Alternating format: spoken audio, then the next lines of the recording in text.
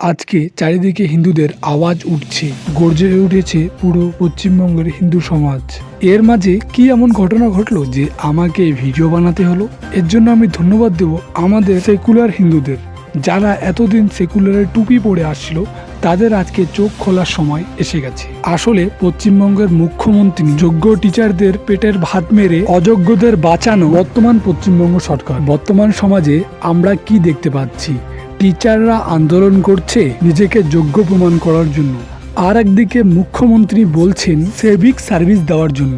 পশ্চিমবঙ্গ শিক্ষা ব্যবস্থা ভেঙে পড়ার দিকে যাচ্ছে, এবং তার চেয়েও বড় কথা হলো যে যোগ্য টিচারগুলো আন্দোলন করছিল তাদের পেটে মাথায় লাঠি চার্জ করেছে কলকাতা পুলিশ। যে শিক্ষককে আমরা গুরু হিসাবে মানি, যে শিক্ষকের চাকরিকে আমরা সম্মানের চোখে দেখি, তার আজকে কি দুর্দশা হয়ে পড়েছে। তার চেয়েও বড় কথা হলো যে আজকে আমাদের মুখ্যমন্ত্রী সুপ্রিম কোর্টকেও মানছেন না। সুপ্রিম কোর্ট বারবার এসএসসি এবং রাজ্য শিক্ষা দপ্তরকে বলছে যোগ্য চাকরি প্রার্থীদের তালিকা দিতে, যাতে যোগ্য প্রার্থীর চাকরি বাতিল না হয়, কিন্তু রাজ্য সরকার তা দিতে অসফল। এবার আসি দ্বিতীয় কথায়।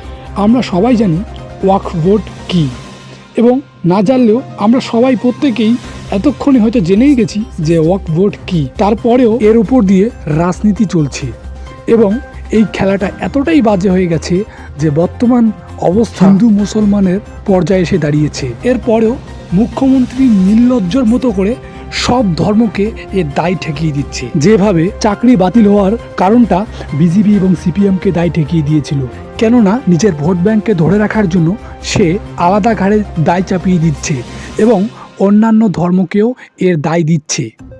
আচ্ছা, আমরা আপনাদের প্রশ্ন করছি, আচ্ছা বলুন তো, হিন্দুদের সঙ্গে ওয়াকফ বোর্ডের কি সম্পর্ক?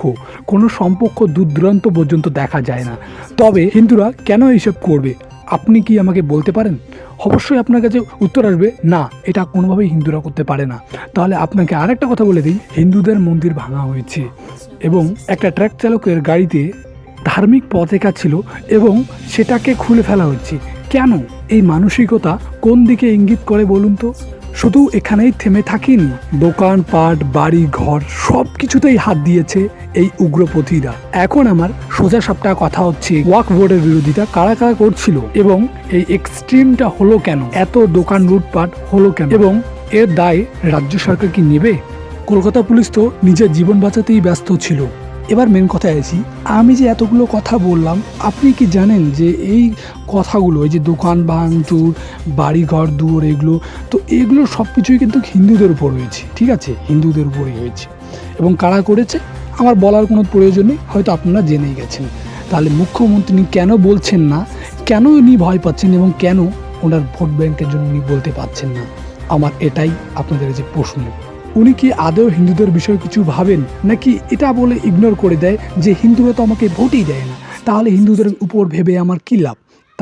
তাই বুঝি তিনি আমাদের পক্ষ নিচ্ছেন না, বা তাই বুঝি তিনি আমাদের কথা শুনছেন না? আমার তা জানা নেই। আপনার জানা থাকলে অবশ্যই নিচে কমেন্ট করে বলুন।